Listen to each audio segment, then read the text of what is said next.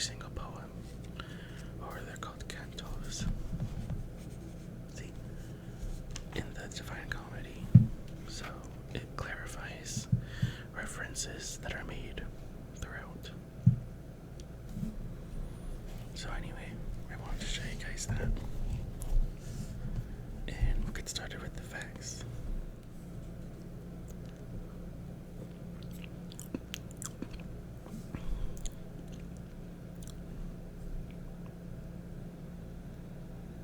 In the Divine Comedy, Dante undertakes a journey through hell down to Lucifer, and then up to the mountain of Purgatory, finally up to paradise.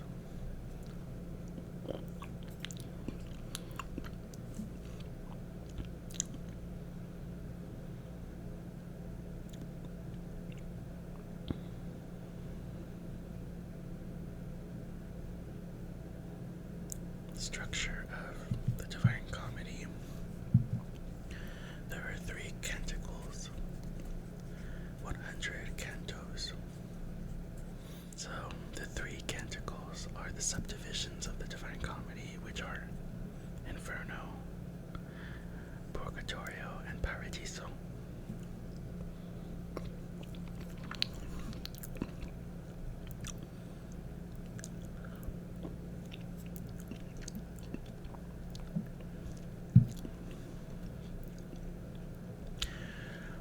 Each canticle consists of 33 cantos, or poems, except Inferno has an extra one in the beginning, which serves as an introduction.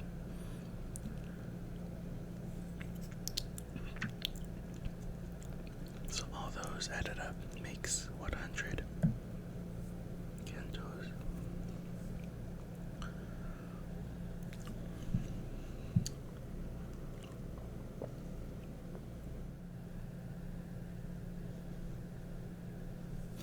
Cantos are composed of tercets, so 3 verse poems, like the structure ABA, BCB, etc. Each verse consists of 11 syllables. That makes a total of 14,233 verses in the Divine Comedy.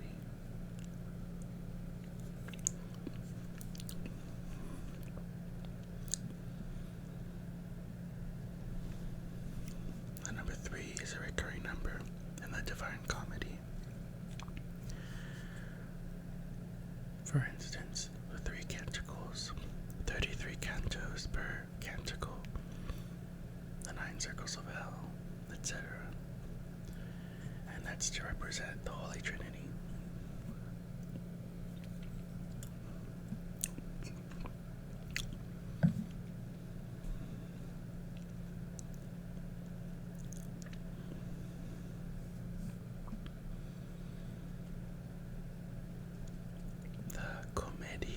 The comedy, was immediately a bestseller.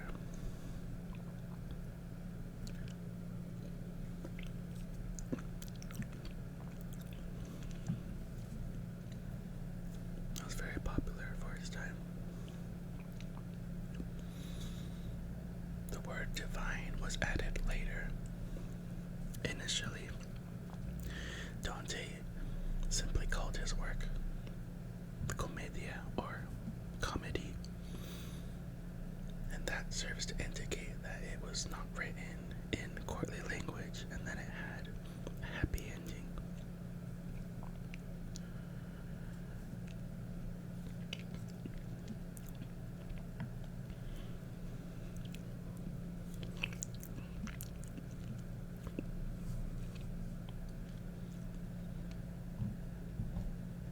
Later, Boccaccio, an important writer of the time, added the word divina,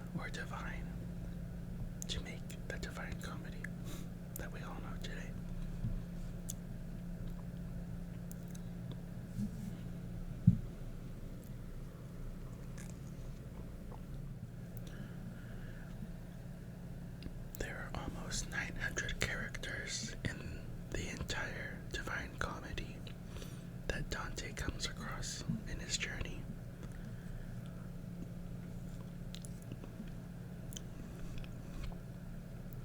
Most of the characters that he meets are in hell. Many are politicians of his time that he criticizes through this work.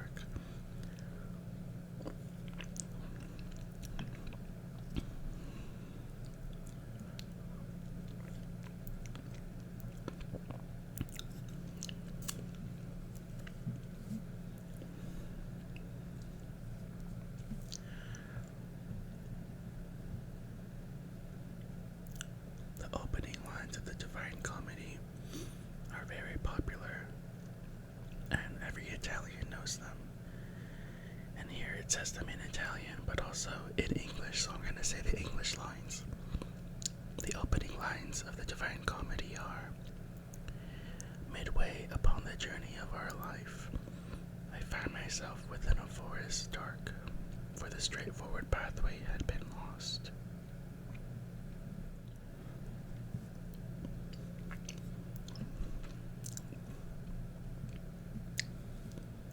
What this means is that Dante is sort of in a midlife crisis. He's in the middle of his life, and he's lost his way.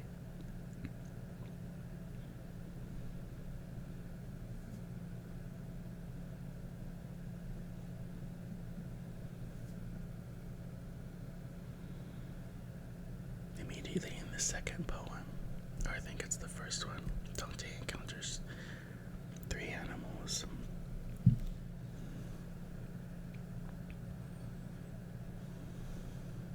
He encounters a lynx, a lion, and a she-wolf.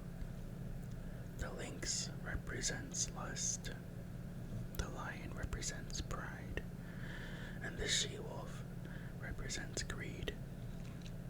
These three animals represent the three major sins that hinder the path to salvation. After these animals, that's where Dante meets his guide, Virgil. Virgil is his guide who leads him through hell and all the way through purgatory, or just about towards the end of purgatory. Yeah, so he's his guide for a good 2/3 of his journey. Another well-known line, abandon all hope, those who enter here.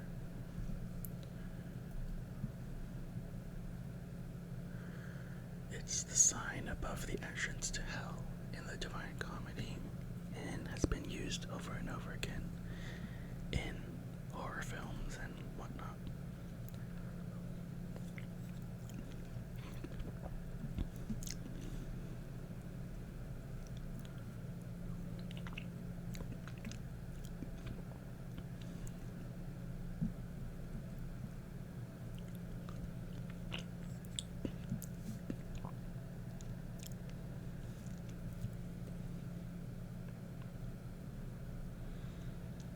So there are 9 circles of hell. The first one is limbo, a place where the righteous of paganism wait for the last judgment without fearing the punishments of hell.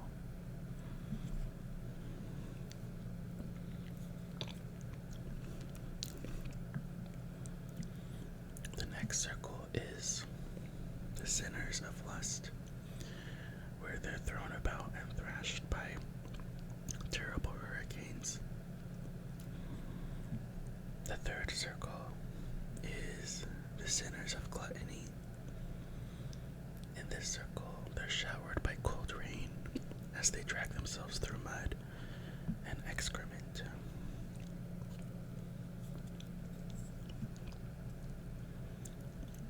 The fourth circle, the miserly and profligate roll howling loads of stones.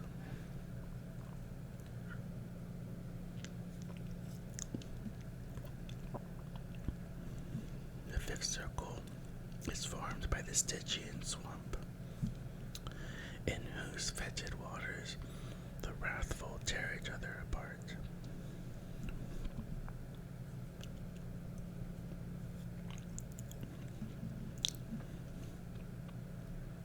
In the sixth circle are the heretics, who lie in fiery graves.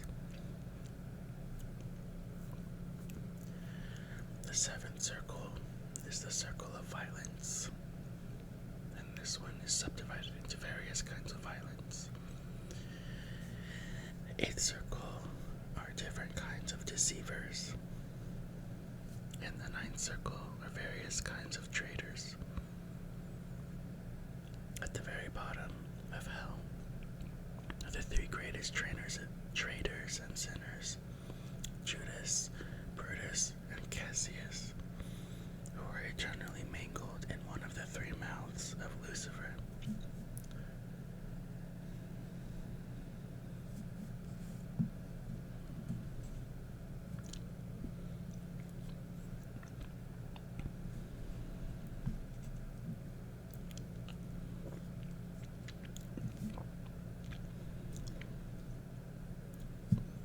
So, as mentioned before, Virgil is Dante's guide for a good portion of the Divine Comedy. But after going through purgatory, upon entering paradise, he meets a new guide named Beatrice. And Beatrice was essentially Dante's, the love of his life. She died when they were young, around, I think, 21 or so. So Dante outlived her, and he always loved her, even though he married and whatnot. Beatrice was the love of his life. And yeah, she was a real person, I guess. At a certain point in paradise, Beatrice can't progress any more than her current level.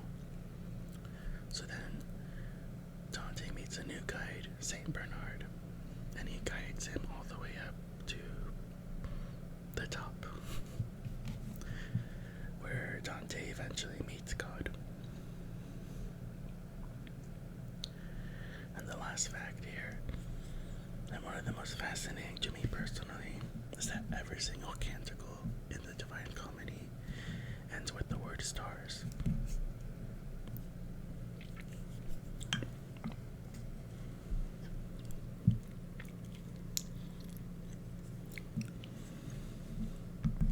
It's true.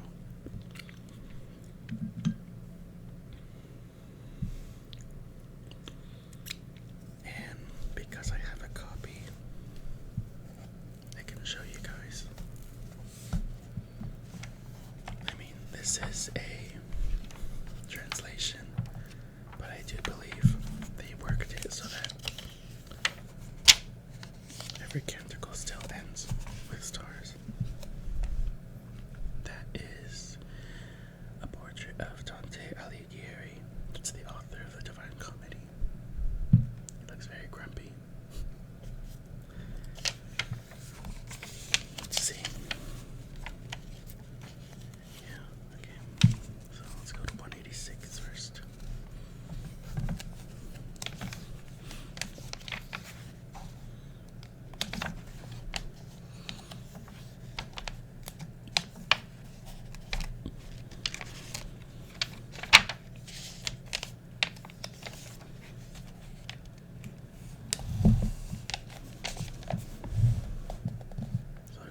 Line of Inferno is, and we walked out once more beneath the stars.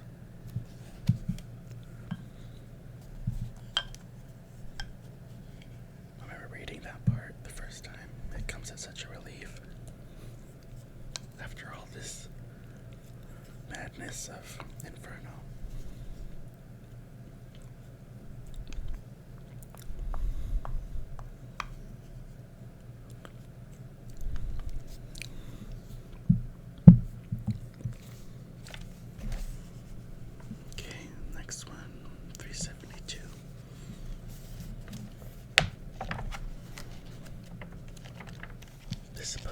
was already kind of water damaged when I got it.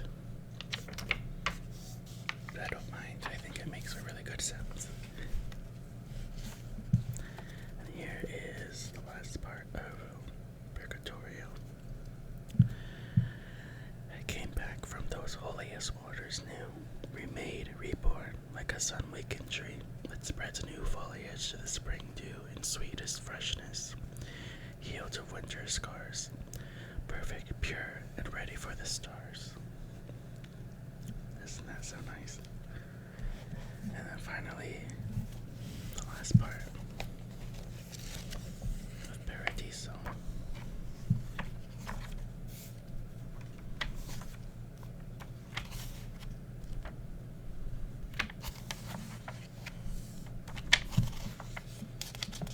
So this book also really gets into it, explaining the geography and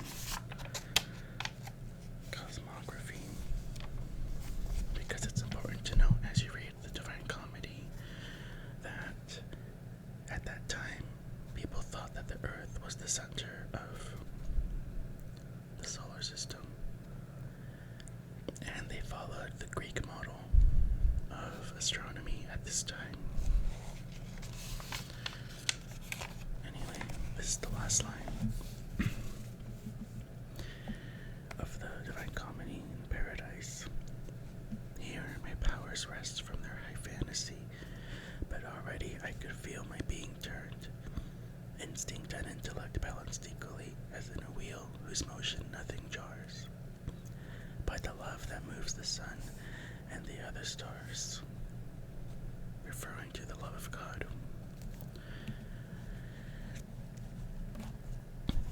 It's very nice. It's a very beautiful work. It's very hard to read, but I'm glad that this book came with the notes. I recommend you try to read the Divine Comedy at some point. And I need to make a disclaimer that, like, I'm not religious. I just really appreciate the lore, so to speak.